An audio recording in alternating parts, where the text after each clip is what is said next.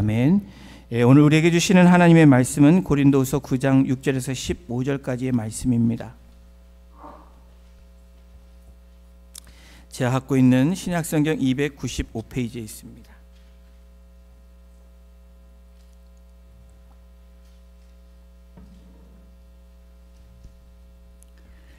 찾으신 줄로 알고 우리 6절부터 15절까지 한 절씩 교독으로 봉독하고 마지막 15절은 합독하겠습니다. 이것이 곧 적게 심는 자는 적게 거두고 많이 심는 자는 많이 거둔다 하는 말이로다.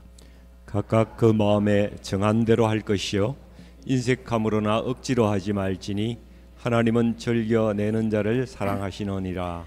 하나님이 능히 모든 은혜를 너희에게 넘치게 하시나니 이는 너희로 모든 일에 항상 모든 것이 넉넉하여 모든 착한 일을 넘치게 하게 하려 하심이라. 기록된 바 그가 흩어 가난한 자들에게 주었으니 그의 의가 영원토록 있느니라 함과 같으니라. 심는 자에게 씨와 먹을 양식을 주시는 이가 너희 심을 것을 주사 풍성하게 하시고 너희의 의의 열매를 더하게 하시리니 너희가 모든 일에 넉넉하여 너그럽게 연보를 함은 그들이 우리로 말미암아 하나님께 감사하게 하는 것이라. 이 봉사의 직무가 성도들의 부족한 것을 보충할 뿐 아니라 사람들이 하나님께 드리는 많은 감사로 말미암아 넘쳤느니라. 이 직무로 증거를 삼아 너희가 그리스도의 복음을 진실히 믿고 복종하는 것과 그들과 모든 사람을 섬기는 너희의 후한 연보로 말미암아 하나님께 영광을 돌리고 또 그들이 너희를 위하여 간구하며 하나님이 너희에게 주신 지극한 은혜로 말미암아 너희를 사모하느니라. 말할 수 없는 그의 은사로 말미암아 하나님께 감사하노라. 아멘. 아멘. 유진 피터슨이 쓴 주와 함께 달려가리다라는 이 책 안에서 이 새들이 자기의 새끼들에게 나는 법을 날아다니는 법을 가르쳐주는 그러한 이야기에 대해서 언급한 부분이 있습니다. 호수 위로 뻗은 죽은 나무 가지 위에 새끼 제비 3마리가 거기에 있습니다. 아버지로 보이는 제비, 어른 제비 1마리가 새끼 제비 옆으로 다가와서 나뭇가지 위에 앉아있는 새끼들을 자꾸 밀어 제낍니다. 밀고 또 밀어내자 3마리 중에 1마리가 뚝 떨어집니다. 그러자 떨어지는 순간에 어느 시점부터 날개를 피면서 날기를 시작을 합니다. 그리고 두 번째 새끼도 밀어내자 첫 번째와 같이 떨어지면서 날아오릅니다. 그러나 마지막 3번째 이 제비 새끼는 밀리지 않으려고 온갖 안간힘을 다 씁니다. 이런 안간힘을 쓰는 이 새끼 제비를 본 아버지는 그럼에도 불구하고 그것에 개의치 않고 인정사정 없이 이 새끼 3번째 제비를 밀어냅니다. 안 밀려나려고 바둥거리는 이 새끼 제비를 보면서 마지막 방법으로 아기 새끼의 발톱을 이 아버지 제비가 쪼아댑니다.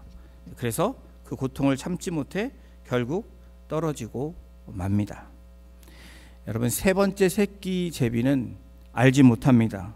뭘 알지 못하냐면 아버지가 알고 있는 떨어져야 날 수 있다라는 것을 이 3번째 제비 새끼는 알지 못하고 있는 겁니다. 아버지 제비는 새끼 제비들이 떨어지면 날 수 있다라는 것을 알고 있기에 그것은 결코 위험하지 않다라는 마음으로 새끼 제비를 넘어뜨리고 밀어낸 것입니다. 오늘 이 비유처럼 오늘 본문을 통해서 예루살렘 교회와 교인들을 위해서 이 고린도 이 교회를 향해서 사도 바울이 이 가난한 마음으로 또 하나님의 마음으로 권면하고 있는 장면입니다.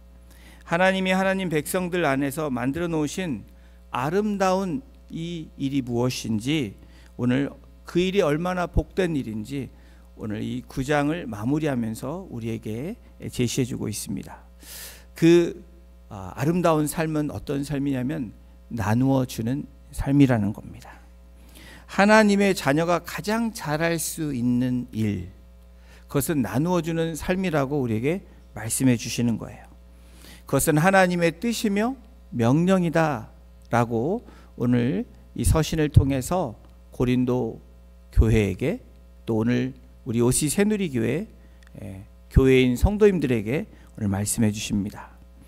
그러나 여러분, 우리들의 삶을 보면, 또 고린도 교회 그 당시 삶을 보면, 신앙을 보면 여전히 자신들에게 매달려 있는, 나뭇가지에서 떨어지지 않으려고 하는 절망적인 삶을 살고 있다라는 겁니다. 그것이 마치 희망적인 삶처럼, 그러나 날 수 있기 위해서는 떨어져야 된다라는 것을 모르는 채 그렇게 살고 있는 우리들을 보게 됩니다. 유진 피러스는 자신의 저서에서 다음과 같이 덧붙이며 말하고 있습니다. 한번 띄워주세요. 베푸는 삶이라는 아직 시도해보지 않는 날개짓하기를 겁내면서 우리가 관대하게 살 수 있다고 생각하지 않는 이유는 한 번도 그 일을 시도해보지 않았기 때문이다 라고 유진 피러스는 이 새의 나는 비유를 통해서 책에서 이렇게 언급하고 있습니다. 바울 사도는 오늘 본문을 통해서 바울이 본문에서 말하는 이 헌금, 이 연보에 대한 성경적인 원리가 무엇인지 결론의 부분을 내고 있습니다. 또 그것에 대한 우리 성도들의 자세, 또 그것에 따르는 유익이 무엇인지 오늘 우리들에게 그것을 말해주고 있습니다. 고린도후서 9장 6절 이렇게 시작을 합니다. 우리 함께 같이 읽겠습니다. 이것이 곧 적게 심는 자는 적게 거두고 많이 심는 자는 많이 거둔다 하는 말이로다. 오늘 본문의 연보에 대한 이 8장 9장에 대한 이 마무리 부분에 이 6절의 시작은 뭐냐면 파종의 비유를 들면서 얘기하고 있습니다. 원리가 무엇이냐라고 이야기하고 있는 거예요. 그 원리는 적게 심는 자는 적게 거두고 많이 심는 자는 많이 거둔다는 거예요. 적게 심으면 추수량이 적고, 그렇죠, 많이 심으면 풍성한 수확을 거두는 이 자연의 이치, 이 비유를 통해서 씨를 풍성하게 뿌리지 않은 농부가 많은 수확을 기대하는 것은 옳지 않은 것처럼, 이 그리스도인들도 마찬가지로 하나님의 선한 뜻, 그리고 연보라는 이 축복과 선행이라는 의미가 담겨 있는 이 연보를 통해서 우리가 씨를 뿌리지 않으면 하나님께서 주시는 축복을 그렇게 누리지 못한다는 이해로 이 비유로 시작을 하고 있는 것입니다. 오늘 본문 6절에서 15절까지 예루살렘 연보를 위한 이 마지막 권면을 끝내면서 결론적으로 이 연보라는 것이 내 걸 뭔가 드린다라는 의미보다는 하나님께서 어떤 자세가 가장 합당한 자세인지, 그리스도인으로서 어떤 모습이 하나님이 가장 기뻐하시는 모습인지 우리에게 알려주고 있다라는 거예요. 원문에서 우리가 알기를 원하는 것은, 여러분, 이 파종의 원리를 생각하면서 보상에 대한, 이걸 하나를 내니까 하나님이 둘 셋을 주신다, 이 양적 비례로 우리가 생각하면 안 되는 것입니다. 오늘 원문에 말하고자 하는 바울의 연보에 대한 이 자세는 양의 중요성이 아니라 연보에 임하는 우리의 마음가짐, 우리의 자세를 이야기하고 있는 거예요. 이 말씀은 오늘 주님께서 이 사복음서에서 가르쳐 주신 이 가르침과 연결이 되어 있습니다. 우리 마태복음 10장 42절에 성경은 이렇게 기록합니다. 우리 이 말씀도 같이 합독하겠습니다. 또 누구든지 제자의 이름으로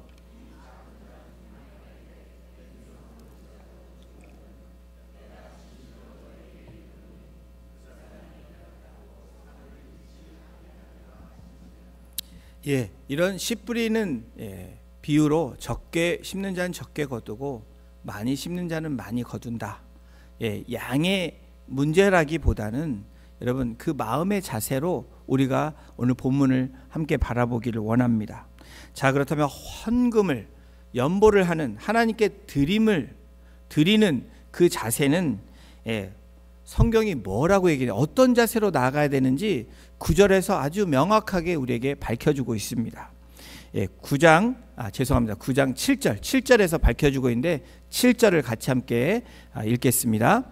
각각 그 마음에 정한 대로 할 것이요 인색함으로나 억지로 하지 말지니 하나님은 즐겨내는 자를 사랑하시느니라. 여러분 아멘이십니까? 정한 대로 하라는 거예요. 내가 이렇게 정했다. 이 정한 대로라는 마음은 하나님께서 나에게 주신 우러나는 마음대로 하나님께 드리라는 거예요. 시간도 그렇고요. 당연히 물질, 지금 헌금을 얘기하지만 시간도 그렇고 우리에게 주신 재능, 이 은사들도 마찬가지입니다.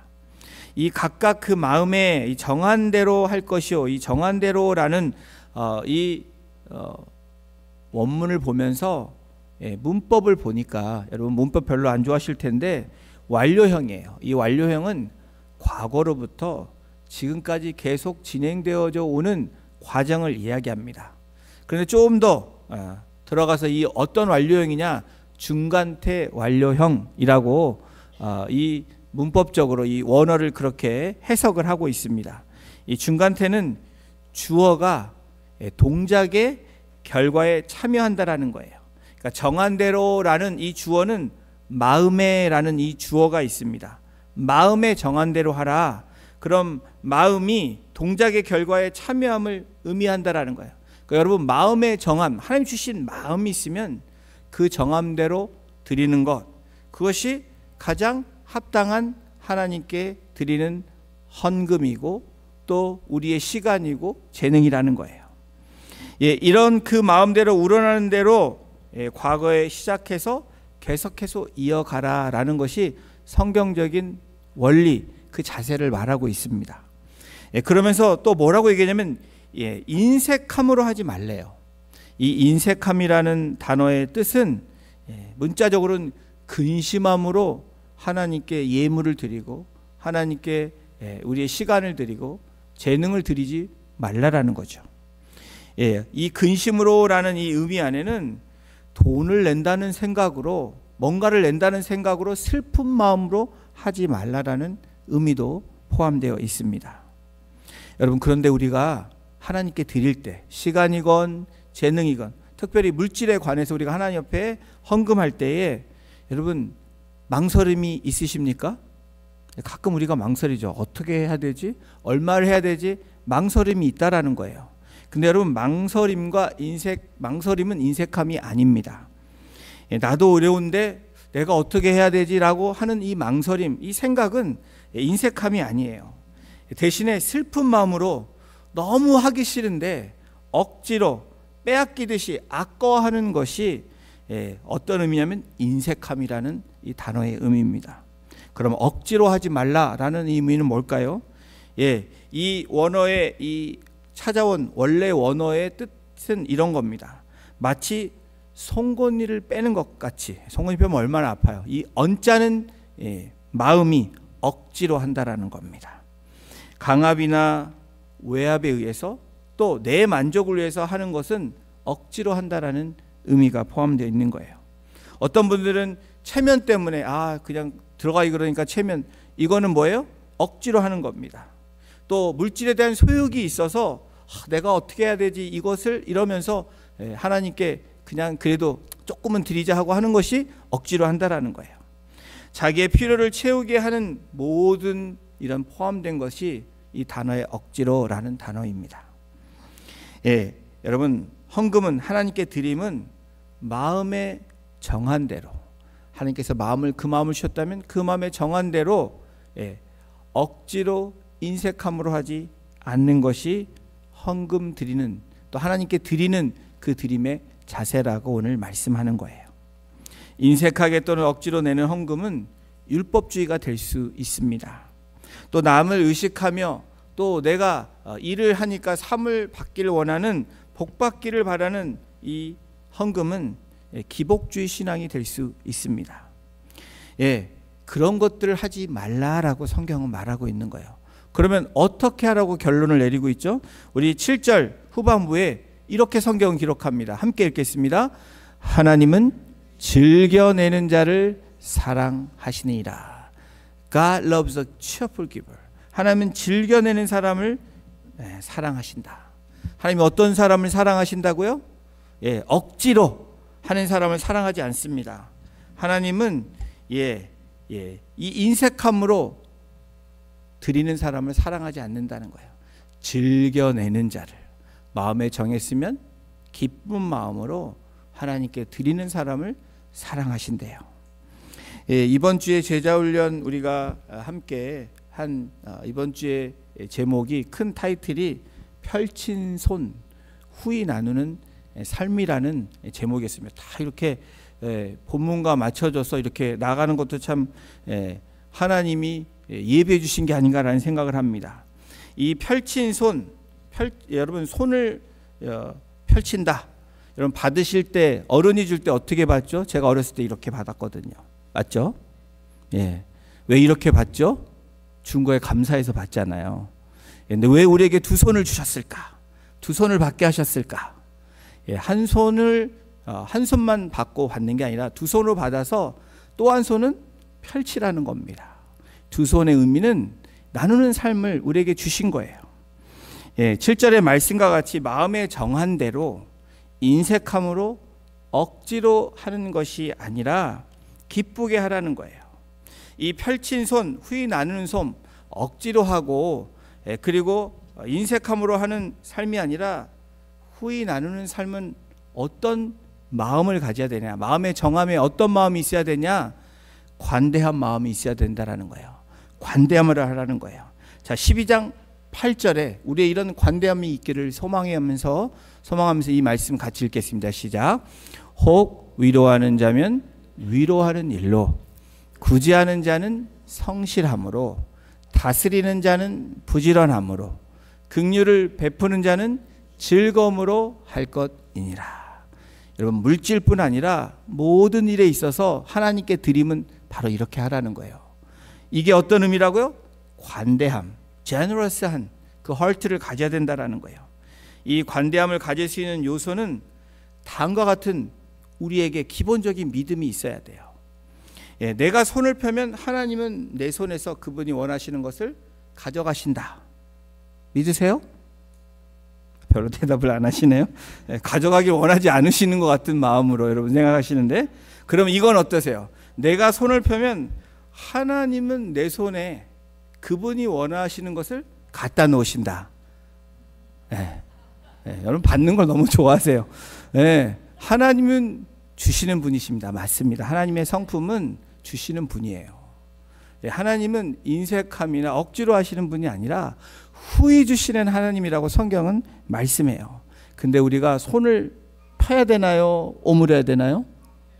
받을 때 피는 것처럼 또 한 손은 또 펴야지 흘러가는 겁니다. 여러분, 관대함은 흘러나가는 거예요. 물이 고이면 썩잖아요. 우리의 은혜도 고이면 썩게 되어 있습니다. 주신 것도 나 혼자만 갖고 있으면 썩게 되어 있는 거예요. 흘려보내는 것이 은혜라는 것입니다. 무명의 그리스도인의 시가 있어서 여러분들에게 소개를 합니다. 하나님은 하늘을 만드셨다. 줄 수 있도록. 그리하여 하늘은 축복을 내린다. 하나님은 태양을 만드셨다. 줄 수 있도록. 그리하여 태양은 따사로이 우리를 지킨다. 하나님은 달을 만드셨다. 줄 수 있도록. 그리하여 달은 우리의 밤길을 은은히 비춰준다. 하나님은 공기를 만드셨다. 줄 수 있도록. 그리하여 우리는 이 공기를 호흡한다. 하나님은 땅을 만드셨다. 줄 수 있도록. 그리하여 땅은 열매를 제공한다. 하나님은 인간을 만드셨다. 줄 수 있도록. 그러나 인간은 점점점이라고 시가 마무리되고 있습니다. 자연의 섭리와 원리는 받은 것에 감사하며 흘러보내는 것이 해와 달과 별과 나무와 땅과 하나님 만드신 천지가 그런 자연의 이치로 흘러갑니다. 그러나 이 무명의 시인이신 하나님은 인간을 만드셨다. 하나님의 형상에 따라. 하나님은 후히 주시는 분임에도 불구하고 그러나 인간은 점점점 주셨음에도 우리는 이유가 많습니다. 핑계를 댑니다. 또 우리는 때로는 타협을 합니다. 이것만큼은 또 내가 한 일에 대해서 하지 않는 일에 대해서 합리화하려고 하는 우리들의 이 죄성, 본성이 우리에게 있다라는 겁니다. 그래서 때로는 우리가 복잡해지는 우리의 삶을 살아갑니다. 하나님은 우리에게 단순하게 명령하시고 말씀하시고 그렇게 하셨음에도 우리는 복잡해지는 거예요. 여러분, 하나님의 속성 중에 어떤 속성이 있어요? giving 하시는, 주시는 속성이 있다라는 거예요. 그 주시되 모든 것을 후히 주시는 하나님의 속성. 그래서 하나님은 늘 손을 펼치시는 분이시라는 거예요. 우리가 받지 못함은 여러분 손을 오므리고 있기 때문에 그렇고 흘러보내지 않기 때문이라는 것을 우리가 기억하기를 원합니다. 이 펼친 손의 이 관대함, 하나님의 관대하심을 통해서 저와 여러분들이 이 관대함의 통로가 되시기를 주님의 이름으로 축원합니다. 관대함으로, 또 두 번째는 이 펼친 손, 후히 나누는 삶은 이 진지함으로 해야 된다라는 거예요. 로마서 12장 9절에 이렇게 성경은 기록합니다. 사랑에는 거짓이 없나니 악을 미워하고 선에 속하라. 바울은 이 로마서를 통해서 이 진지함에 대해 말하면서 뭐라고 말하고 있는 거예요? 사랑에는 거짓이 없어야 된다라는 거예요. 하나님 사랑한다라고 말하면서 하나님께 드리는 우리의 시간과 재능과 물질에 대해서 인색하고 억지로 하는 것은 뭐예요? 모조품 사랑이라는 거예요. 사랑하는 척 한다라는 겁니다. 거짓으로 위선으로 하지 말고 선에 속해서 하는 그 일이 진지함으로 한다라는 의미입니다. 진지함은 어떤 의미냐면 거짓이 없는 것을 말합니다. 진지함은 위선이 없는 것을 말하는 거예요. 이 진지함은 사랑과 믿음으로 되어져야 하는 이 실천 사항입니다.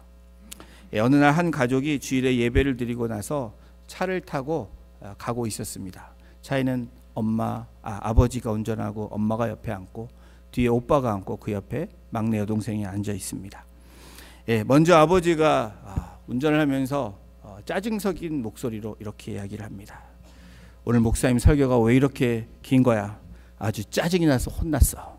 여러분 혹시 집에 가실 때 이런 말씀 하지 마십시오.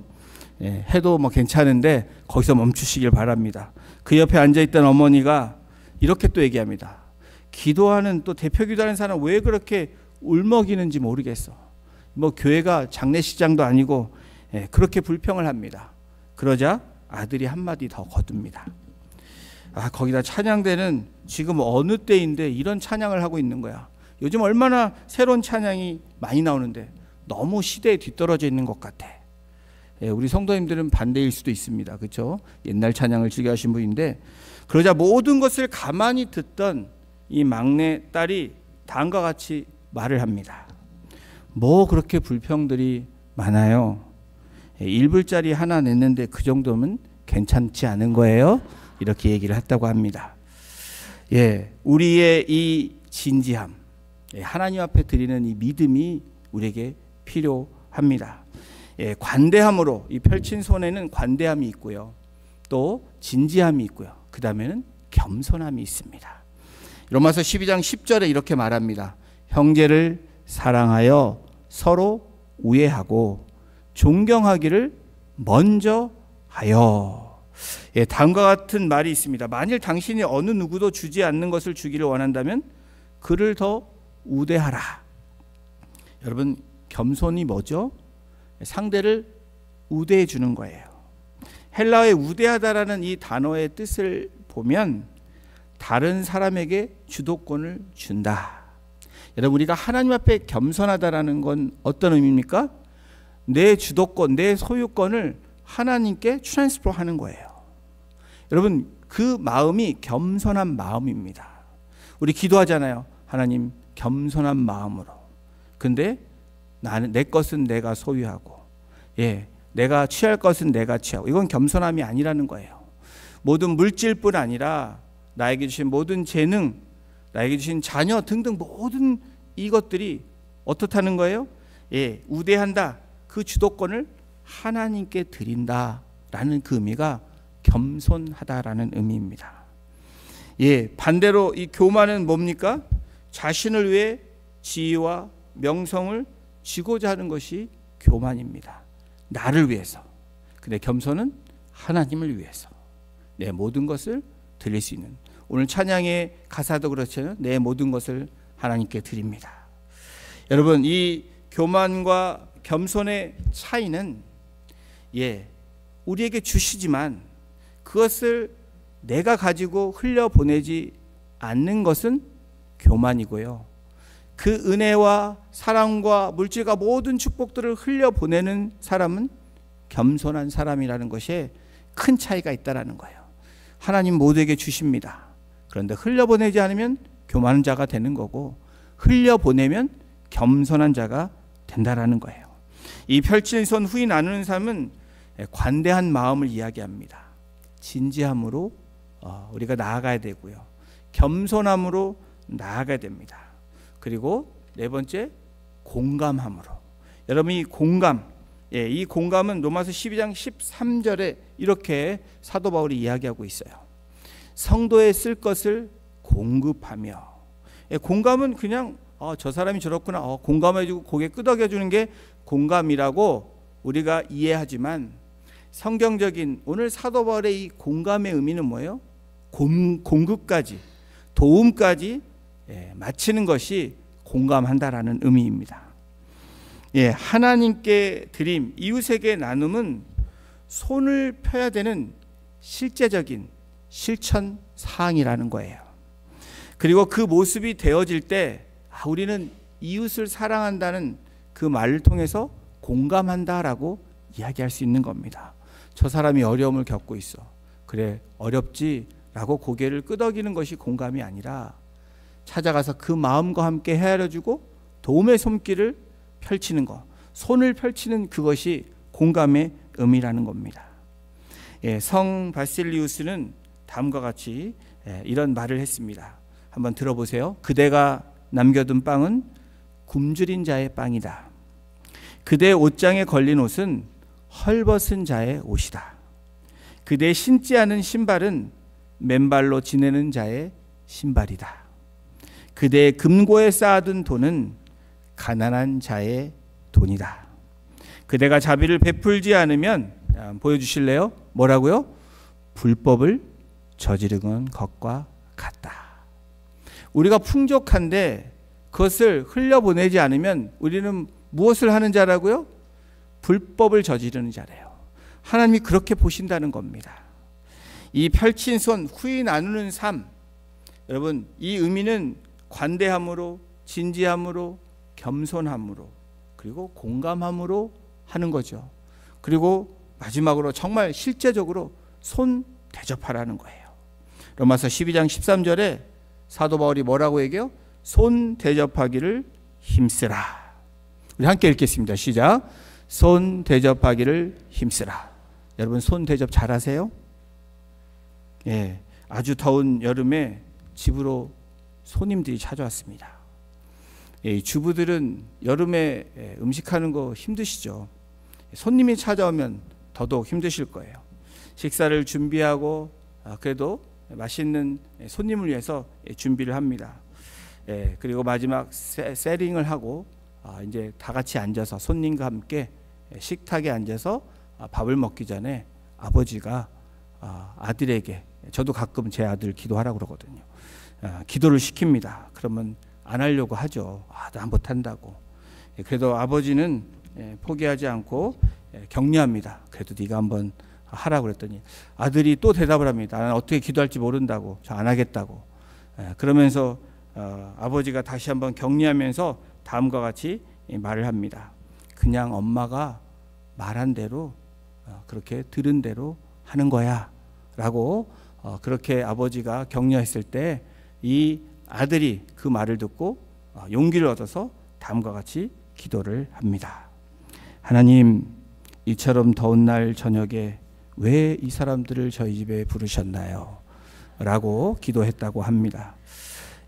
여러분, 손대접, 시비가 없이, 원망이 없이 하라는 거예요. 여러분이 섬기는 모습들, 하나님께 드리는 모습들이 시비가 없이, 원망이 없이 해야 된다라는 거예요.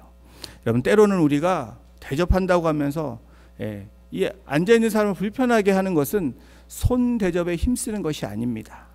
또 잘했는데 나중에 시비와 원망이 붙는 그런 모습으로 섬기면 안 된다라는 거예요. 하나님 앞에 헌금하는 모습도 마찬가지고요. 우리의 재능을 드리는 모습도 마찬가지라는 거예요. 갈라디아서 6장 7절 그리고 9절은 이렇게 기록하고 있습니다. 우리 함께 같이 말씀 읽어보겠습니다. 스스로 속이지 말라. 하나님은 업신여김을 받지 아니하시나니 사람이 무엇으로 심든지 그대로 거두리라. 9절입니다. 우리가 선을 행하되 낙심하지 말지니 포기하지 않으면 때가 이름에 거두리라. 우리 스스로 정말 어떻게 해요? 오늘 이 9장 7절에 있는 말씀처럼 마음에 정한 대로 인색함으로 억지로 하는 것이 아니라 즐겨함으로 기쁨으로 하라는 거예요. 여러분, 그럴 때 하나님이 어떻게 하신다고요? 때가 되면 이루게 하신다는 거예요. 그 이루는 것은 여러 가지 모습들이 있겠죠. 사람의 눈이나 외적인 강압에 결정되어서는 안 되는 것, 이것이 하나님께 드림입니다.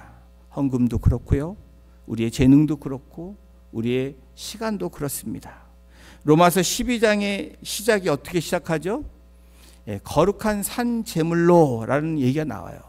Living Sacrifice라는 말이 나옵니다. 그러면서 사도 바울이 오늘 이 펼친 손의 의미는 산 제물, 우리를 하나님께 온전히 드려야 되는 그 얘기를 하면서 이러한 마음으로 5가지를 이야기한 겁니다. 관대하고 진지함으로, 겸손함으로, 공감하는 마음으로 손대접하기를 힘쓰라는 거. 여러분, 억지로 인색하고 즐겁지 않은 마음으로 우리가 일을 할 때, 하나님 앞에 드릴 때, 섬길 때 그것은 어떤 마음이 있는 거냐? 탐욕이 있다라는 거예요. 거저 받았으니 거저 주는 그런 믿음의 삶이 있다면 억지로 인색함으로 할 수 없는 거죠. 즐겨내야 되는 거죠. 왜요? 이것은 다 하나님의 것이니까, 하나님이 나에게 주셨으니까. 그러한 믿음의 고백과 그러한 삶의 실천이 우리 성도님들 삶 가운데, 신앙 가운데 있어지기를 주님의 이름으로 축원합니다. 그 축복은 어떤 형태로 오는지 사도 바울은 분명하게 증언하고 있습니다. 여러분, 어떤 축복을 받길 원하세요? 9장 8절에 이렇게 기록되어 있습니다. 함께 읽겠습니다. 하나님이 능히 모든 은혜를 너희에게 넘치게 하시나니 이는 너희로 모든 일에 항상 모든 일하여 모든 착한 일을 넘치게 하게 하려 하심이니라. 제가 좀 잘 못 읽은 것 같은데 이 8절에 보면 모든이라는 단어가, 여러분 모든 이런 거 좋아하시죠? 저에게 모두 주세요, 이 말 좋아하시죠? 근데 하나님이 그 모든 것을 다 다른 사람에게 줘라 이러면 여러분 어떻게 대답하실래요? 노라고 하실래요? 모두 주셨으니까 모두 나눠주는 게 당연하죠. 근데 오늘 하나님께서 우리가 즐겨 하나님께 드리는 사람이 된다면 어떻게 약속을 하고 계시냐면 능히 모든 은혜를 너에게 넘치게 하신대요. 할렐루야 하셔야 되는 거예요. 여러분, 모든 은혜를 주신대요. 모든 은혜가 모든 게 다 포함되어 있는 거 아니에요? 우리는 물질만 생각하고 내 눈에 보여지는 것만 생각하지만 그게 다가 아니잖아요. 물질을 가졌어도 힘든 게 우리들에게 있지 않아요? 근데 하나님 뭐라고 말씀하세요? 기꺼이 드리는 자는, 하나님께서 억지로 드리지 않는 자는, 마음을 즐겨내는 자는 모든 은혜를 너에게 넘치게 하신다 여러분, 이는 너희로 모든 일에 모든 일하여 모든 착한 일을 넘치게 하려 하십니다. 오늘 여기 성경 이 8절에 보면 넘친다, 그리고 풍성하게 하신다는 말이 계속해서 나오고 있는데, 하나님이 능히 모든 일을 넘치게 하셨다, 이걸로 여러분 우리의 축복은 끝난 것입니다. 끝났다는 게 더 이상 안 준다라가 아니라 그 축복이 모든 거예요. 하나님께 드리는 이 드림이 어떤 성경적인 모습으로 드리냐에 따라 우리의 삶의 질이 달라진다라는 것을 약속하고 계신다는 거예요. 보세요. 모든 일에 항상 모든 것이 넉넉하여. 여러분, 넉넉하다라는 말, 우리는 넉넉하야면 넘치는 것을 이야기하죠. 근데 원래 원문은 어떤 뜻이냐면 도움이나 원조가 필요 없는 완전한 삶의 상태를 이야기합니다. 다시 말하면 꾸지도 않아도 되고 너무 넘쳐서 하나님이 없다고 말하지 않는, 우리에게 필요한 필요만큼의 풍족함으로 하나님이 채워주신다는 의미가 넉넉하여라는 거예요. 근데 우리의 생각은 넉넉하다는 게 하나님 내가 1이 필요한데 2, 3 이런 생각을 하고 있다라는 거예요. 여러분, 하나님 우리에게 필요한 것을 채워주시는 하나님이심을 믿으시는 저와 여러분이 되시기를 주님의 이름으로 축복합니다. 모든 은혜로 모든 일에 모든 것이 넉넉하여 모든 선한 일을 넘치게 하신다. 넘치게 하신다. 여러분의 삶이 넘치는 삶이십니까? 흘려보냈더니 넘치는 은혜를 경험하셨습니까? 여러분, 모든 것을 누가 하신다고 바울은 증언하고 있는지 우리가 여기에 주목해야 돼요. 누가 해요? 하나님이 하신다는 거예요. 전능하신 하나님이 주시는 이 하나님의 이 성품이 우리에게 모든 것을 넉넉하게 하시고 그것을 이루신다라고 약속하시는 겁니다. 이 모든 것을 하나님이 하시면서 9장 9절에 이렇게 기록합니다. 기록된 바 그가 흩어 가난한 자들에게 주었으니 그의 의가 영원토록 있느니라 함과 같으니라. 이 말씀은 시편 112편 9절에 인용한 시편 기자의 말씀에 이 코테이션을 가지고 온 사도 바울의 고백입니다. 우리 하나님께서 우리의 주홍빛 같던 죄는 모두 잊어버리시고 하나님께 온전하게 드리는 그 선행, 그 작은 것일지라도 하나님은 잊지 않으신다. 어떻게 잊지 않으시냐면 그가 영원토록 그 의가 나타나도록 함께 하신다는 거예요. 이 말은 우리가 선행을 잊어버릴지라도 하나님께서는 그 선행을 결코 잊지 아니하신다는 거예요. 기억하신다는 거예요. 우리가 정말 즐거운 마음으로 하나님 앞에 드리고 하나님께 나아가는 하나님의 백성들은 결코 잊지 않으신다라는 약속이기도 합니다. 그러면서 하나님께서 10절에 이 말씀을 다시 한번 이 6절의 말씀을 더불어서 이 10절의 말씀을 합니다. 우리 10절 함께 같이 읽어보겠습니다. 심는 자에게 씨와 먹을 양식을 주시는 이가 너의 심을 것을 주사 풍성하게 하시고 너의 의의 열매를 더하게 하시리니. 아멘이십니까? 심는 자에게 손을 펼치고 그 은혜가 그 축복이 나에게 왔으면 그것을 흘려보내는 씨를 심는 자에게 뭘 주신다고요? 씨와 먹을 양식을 주신대요. 여러분, 하나님의 말씀대로 살고 하나님의 말씀대로 순종하는 사람들에게 뭘 주신다고요? 씨를 주시고 양식을 주신대요. 여러분, 양식은 지금 먹을 것입니다. 씨는 뭐예요? 심어야 되는 거예요. 우리가 하나님께 받은 것을 하나님은 어떻게 해요? 씨와 양식을 주시는 거예요. 그래서 어떤 분들은 11조에 대해서 얘기할 때 씨는 10의 1조 씨라고 얘기하고 그 9가지는 이 10의 9는 하나님이 우리에게 주시는 양식이라는 거예요. 그래서 씨앗을 도둑질하지 말라 이렇게 얘기하는 분도 있는데 여러분들에게 그렇게 얘기하는 의미로 받아들이지 마시고 이건 뭐예요? 하나님은 어떤 분이시다? 씨앗과 먹을 것을 함께 주시는 분이시라는 것을 믿는 저와 여러분이 되시기를 주님의 이름으로 축원합니다. 여러분, 하나님께서 이 씨와 먹을 양식을 주셨는데, 심은 것을 주셨는데 어떻게 하시기 위해서요? 풍성하게 하시고 하나님의 의의 열매를 맺게 하시기 위해 한다는 거예요.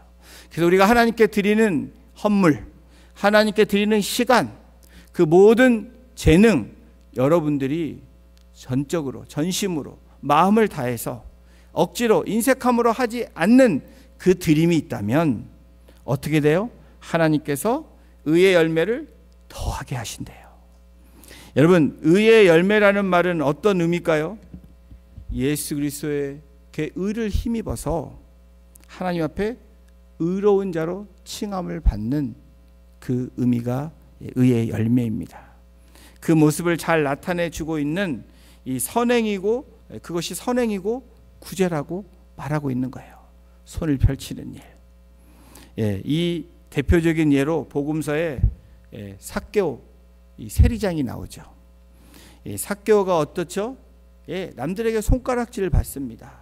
남의 것을 취하고. 그런데 하나님께서, 예수님께서, 주님께서 뭐라고 얘기하죠? 너에게 오늘 구원이 임한다. 이제는 네가 죄인이 아니라 의로 칭함받은 칭의가 너에게 임했다라고 예수님이 말씀해 주세요. 그랬더니 어떻게 합니까? 자기가 그 의의 은혜를 받았기 때문에 선행과 구제를 하는 삭개오를 우리가 성경에서 만나보게 됩니다. 여러분, 의의 열매를 더하게 하시는 하나님, 우리가 드리는 그 드림을 통해서 하나님은 어떻게 하신다고요? 이 죽어져가는 영혼들에게, 또 하나님의 도움이 필요한 사람들에게 하나님께서 일하시고 역사하시겠다고 말씀하신다는 거예요. 그런데 이 일을 위해서 우리는 무엇이 달라져야 될까?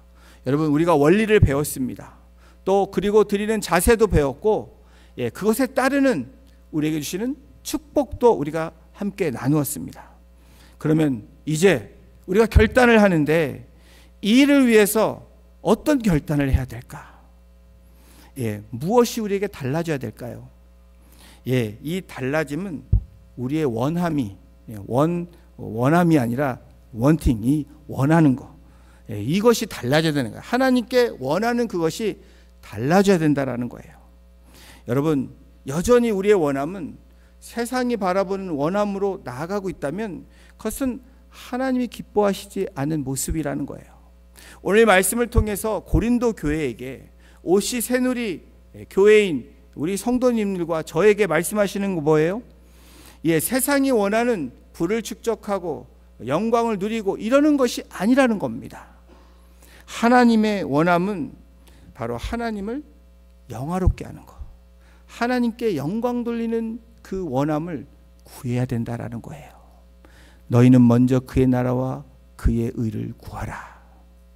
그 원함이 우리에게 있을 때에 하나님이 어떻게 하신다고요? 그 모든 것을 너희에게 더하시리라. 후히 주시는 하나님의 약속이 성경에서 곳곳에서 우리에게 말씀해 주고 있습니다. 심는 대로 거둔다라는 말씀은 여러분 이렇게 이해하시면 안 돼요. 복 받는 비결을 말씀하시는 것이 아닙니다. 내가 하나 심었으니까 하나님이 3개 줄 거야. 30배, 60배, 100배로 줄 거야. 이런 의미가 아니라는 거예요. 이 말씀은 그리스도인들이 하나님께 영광을 돌리고 감사하는 그 길을 말하는 거예요. 심는 대로 거둔다. 여러분, 무엇을 심기를 원하십니까? 하나님의 영광을 위해서 심는 자들은 하나님께서 그 영광을 나타내실 뿐 아니라 그 모든 것을 더하시는 그 은혜를 누리게 될 줄로 믿습니다. 여러분, 다른 사람들, 오늘 이 본문에서는 이방인들, 믿지 않는, 아니 저 이방에 있는 이방 사람들이 어떻게 우리 예루살렘에 있는 사람들을 도왔을까? 또 그 주변에 있는 사람들이 어떻게 저 사람들이 저런 일들을 할 수 있었을까? 그들도 어려운데 이 마게도니아 교회는 넉넉하지 않았습니다. 그들은 힘든 가운데 어떻게 해요? 기쁜 마음으로 즐겨 하나님께 드렸다라는 거예요. 풍족해서 넘쳐서 드린 것이 아니라 기꺼이 하나님께 억지로 인색함으로 한 것이 아니라 하나님이 기뻐하실 일대로 자기가 마음에 정한 대로 기쁨으로 드린 것이 바로 마게도냐를 칭찬한 사도 바울의 칭찬이 고린도후서 8장에 나오고 있지 않습니까? 우리에게 분명히 알아야 되는 이 헌금, 연보뿐 아니라 하나님께 그 드림은 성경이 뭐라고 말하고 있냐면 9장 12절에 이렇게 기록하고 있습니다. 우리 12절 함께 읽겠습니다. 시작. 이 봉사의 직무가 성도들의 부족한 것을 보충할 뿐 아니라 사람들이 하나님께 드리는 많은 감사로 말미암아 넘쳤느니라. 이 봉사의 직무, 이 고린도 교회를 향해서 말하는 사도 바울은 연보죠. 구제입니다. 손을 펼쳐서 이웃을 도우라는 이 직무가 성도들의 부족한 것을 채운 첫 번째 이야기를 하고, 그리고 그것을 통해서 사람들이 하나님께 감사했다라는 거예요. 여러분, 우리가 하는 모든 삶의 신앙의 모습은 여러분 내가 하나님께 감사하는 것도 있지만 하나님께 영광 돌린다는 의미는 뭐예요? 이것을 통해서 다른 사람들이 하나님을 알게 되고 하나님께 감사하게 되고 또 하나님께 영광 돌린다는 그런 놀라운 축복의 통로로 흘러간다라는 의미이기도 합니다. 그러므로 이 직무는 여러분 선택이 아니에요. 필수 사항이라는 거예요. 해도 되고 안 해도 되는 것이 아니라 성경은 분명하게 우리에게 말을 하고 있습니다. 어떤 분들은 봉사의 직무를 인정하지만 내 상황과 형편에 따라 내가 감당해도 되고 안 해도 된다라고 생각하면서 타협하는 우리의 모습이 있어요. 합리화하는 우리의 모습이 있다고 말씀을 드렸습니다. 근데 이 직분에 대해 뭐라고 얘기해요? 13절에 우리 함께 같이 읽겠습니다. 이 직무로 증거를 삼아 너희가 그리스도의 복음을 진실히 믿고 복종하는 것과 그들과 모든 사람을 섬기는 너희의 후한 연보로 말미암아 하나님께 영광을 돌리고. 여러분, 연보의 목적을 사도 바울은 결론 짓고 있는데 뭐예요? 하나님께 영광 돌리기 위함이라는 거예요. 여러분, 헌금, 생활뿐 아니라 우리의 섬기는 이 봉사, 또 내가 갖고 있는 은사들을 드리는 모든 이 직무는 하나님께 영광을 돌리기 위함이라고 분명하게 결론 짓고 있는 것입니다. 마지막으로 바울은 14절 15절에 다음과 같이 말하며 예루살렘을 위한 하나님께 드리는 이 헌금에 대해서 마무리합니다. 연보에 대해서 마무리합니다. 오늘 저는 연보를 더 넘어서 우리 삶의 드림이 이와 같은 고백이 되기를 주님의 이름으로 축복하면서 우리 14절 함께 같이 읽겠습니다. 시작. 또 그들이 너희를 위하여 간구하며 하나님이 너희에게 주신 지극한 은혜로 말미암아 너희를 사모하느니라. 우리 15절도 읽겠습니다. 말할 수 없는 그의 은사로 말미암아 하나님께 감사하느니라. 여러분 진짜 아멘이십니까? 즐겨내는 자를 사랑하시는 하나님께서는 사도 바울이 뭐라고 결론져요? 너희를 위하여 중보하는 간구하는 그 사람들이 있다라는 거예요. 또 우리 예수님이 계시다는 겁니다. 또 지극한 은혜로 말미암아 너희들을 사랑한대요. 하나님이 사랑하실 뿐 아니라 주변에 있는 그 손을 펼친 사람들이 사랑하게 되어 있다라는 거예요. 그러면서 말할 수 없는 그의 은사로 말미암아 하나님께 감사하노라. 사랑하는 성도 여러분, 하나님께 드림은 하나님의 영광을 나타낼 뿐 아니라 우리에게는 감사로 하나님께 나아갈 수 있는 놀라운 축복이라는 것을 믿으시는, 그렇게 살아내시는 우리 귀한 성도님들 한 분 한 분 되시기를 주님의 이름으로 축원합니다. 기도하시겠습니다. 하나님 감사합니다. 하나님께서 우리를 향하여